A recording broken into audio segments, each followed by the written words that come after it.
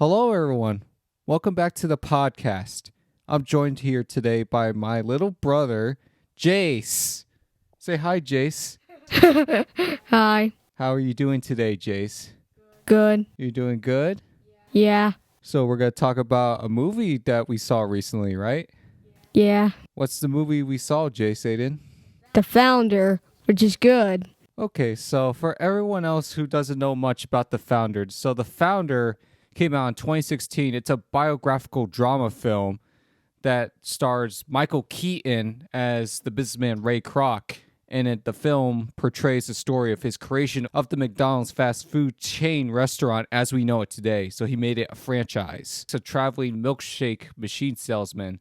He has a wife, and he has a nice house in Illinois, but the man strives for more. He wants to make a name for himself.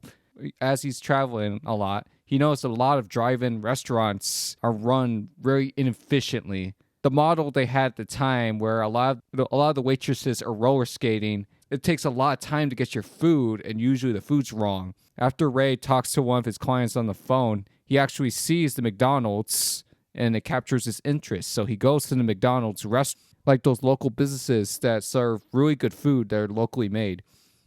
So he's impressed by the fast service that McDonald's gives to him. Go on, Jace. What you want to say?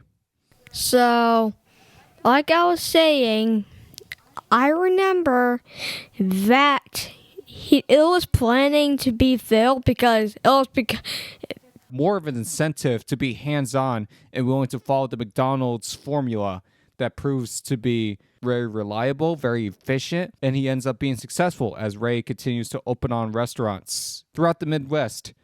However, Ray's facing problems because he's coming up short on money despite the restaurants being successful. hamburgers might look like sandwiches, I thought. Well, it was pretty old, but burgers back then looked the same as they are now. It's just they were cooked differently. Ray's being called by the banks as his mortgage is way past due, and his wife finds out that he took out money on their home. He runs into this financial consultant who looks at Ray's books, and then he realizes and tells Ray that the real profit opportunity is providing real estate to the franchisees, land, which will not only provide a revenue stream, but it will give Ray leverage over his franchisees and the brothers, as they will only be able to do business with him. So it would negate the terms of his contract because Ray was limited by what the McDonald's brothers dictated. Ray incorporates a new company, the Franchise Reality Corporation, and it attracts new investors. He continues to open new restaurants without the brothers' approval. This upset well in the movie because you could tell the relationship was already kind of strained. Ray ends up renaming his company the McDonald's Corporation and demands to be released from his contract and buy the McDonald's brothers out.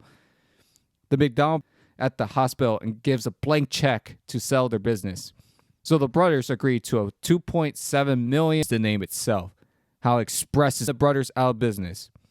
The film ends in 1970 where Ray prepares a speech where he praises himself able to achieve his success through his hard work, and he's married to a new wife, Joan.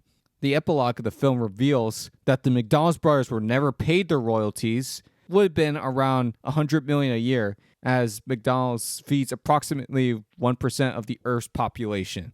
So overall, what did you think of the movie, JC? Was that shocking that he didn't pay them their money? Yeah, that was kind of shocking. Yeah, that's what it looked like. The Founder is a really good movie. It breaks down concepts that I didn't understand, and not simplifies it, but explains it in a way that I could understand about how Ray expanded his business, not by making the money off the burgers and the food, but rather the land itself. That's where the money was, providing the real estate to the franchisees. So that way he can do business only with them and not Dick and Mac McDonald. Now, there is an argument to be made. Was McDonald's better off as this local popular walk-up restaurant with fast service, high-quality food, and a family-friendly atmosphere? Which, to an extent, McDonald's today does keep that family-friendly atmosphere.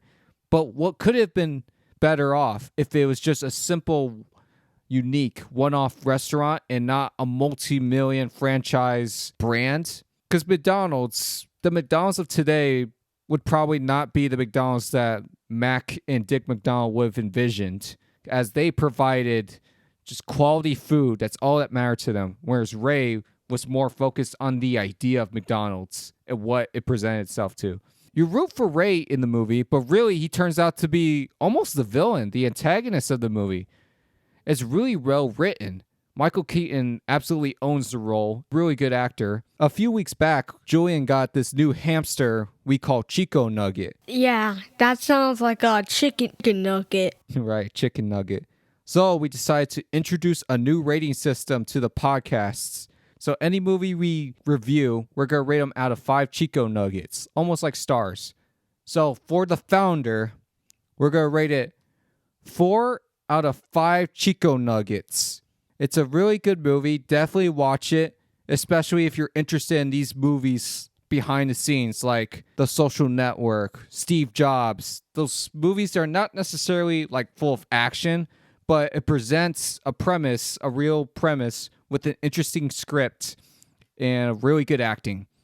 So in terms of that, I rate it 4 out of 5 Chico Nuggets. Thank you for joining me on today's podcast, Jace. Thank you. Thank you for having me on today's episode. We want to shoot this episode for today because Jace really wanted to review The Founder. Me and Julian are working hard on the next 3 podcast episodes. We're hoping to get the first Spider-Man movie podcast out to you relatively soon. We're currently recording and editing the first part of the Raimi trilogy, so stay tuned for that.